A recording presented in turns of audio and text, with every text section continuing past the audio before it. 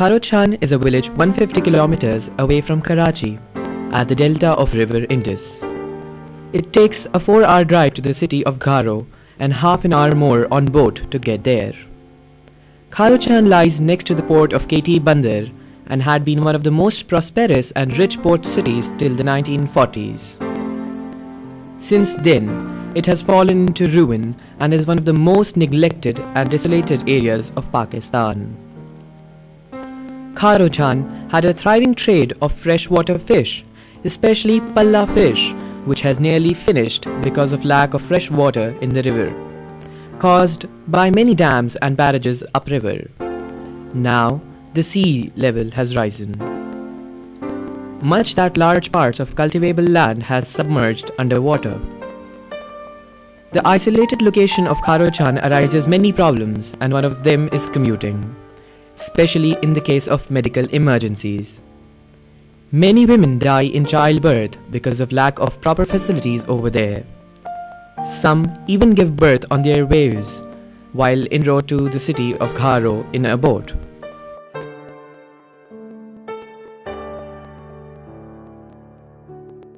Bibi Nasreen met this fate. She had labor pains and the local dispenser had referred her to go to Gharo because he believed the childbirth will have complications. She was in labor when she got in the boat to go to Gharo, but it was too late. She gave birth in the boat and died. Bibi Nasreen is not the only one to have given up her life this way.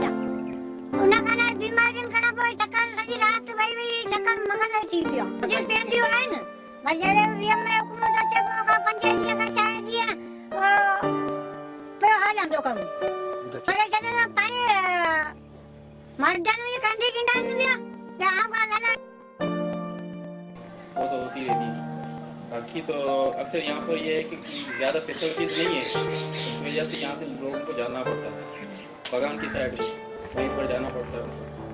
और वहाँ से पर पहले ही पता होता है कि यहाँ पर तो कुछ फैसिलिटीज ज़्यादा नहीं है, वहीं जाते हैं। एनजीओ वगैरह के बारे में तो मैं यही कहता हूँ कि असल में यहाँ पर तकरीबन एनजीओ तो काफ़ी आते रहते हैं, पर अभी तक ऐसा कोई हुआ नहीं है, कोई भी ऐसा हल नहीं हुआ। यहाँ पर तो जो ये तो एक ऐसा लड़का है कि यहाँ पर कोई दूसरे तो आते भी नहीं है, और बगान की साइड पे भी इतनी कोई फैसिलिटीज मेरे ख्याल में कि नहीं है। वहाँ पर भी अगर अल्ट्रासाउंड के लिए किसी को भेजते हैं तो वो भी वो रिपोर्ट उसकी सही नहीं होती, या तो लाइट का प्रॉब्लम होता है या सही रिपोर्ट नहीं आती, उससे भी हम मुतमिन नहीं है। जी नहीं, इससे ये मैं कुछ नहीं कह सकता, क्योंकि जो यहाँ से गए हैं लोग, तो एक केस मैंने भेजा था टीबी का यहाँ से, तो एक मतलब फर्स्ट टाइम तो उनको जो है ना चेकअप के लिए वो सही चेकअप करते हैं, बाद में जब उनको ट्रीटमेंट तो उनकी टीबी की जो है 9 महीने चलती है, उनको हर महीने के लिए चेकअप के लिए जाना पड़ता है। तो उसके बाद जो है ये होता है कि महीने में दूसरे में एक महीने में तो वो उनको दवाइयाँ देते हैं, बाकी दूसरे महीने में वो कहते हैं कि दवाइयाँ है नहीं, यहाँ पर नहीं सॉरी यहाँ पर दवाइयाँ नहीं है, 2-3 दिन सब्र करो। और उनको मैं तो यही कहता हूँ कि गारो तुम लोग जाओ, क्योंकि मेरी राय भी मुताबिक तो गारों में डॉक्टर अच्छे हैं, डॉक्टर सुल्तान शेख साहब, तो वो अच्छी ट्रीटमेंट करते हैं, और हर महीने उनको बाकायदगी से जो है ना दवाई मिलती है। इसमें मेरी पहले पैदाइश तो यहीं पर है, और यहाँ पर भी ये है कि मेरे दूसरे भी डॉक्टर थे यहाँ पर, तो उन्होंने मुझे जो है ना फोर्स किया यहाँ पर आने के लिए कि आप यहाँ पर आएँ, और यहाँ पर क्योंकि मैं कभी होता हूँ कभी नहीं होता हूँ, तो डॉक्टर दूसरा कोई है ही नहीं, लोगों को तकलीफ होती है, इसकी वजह से आप इधर आ जाते हैं।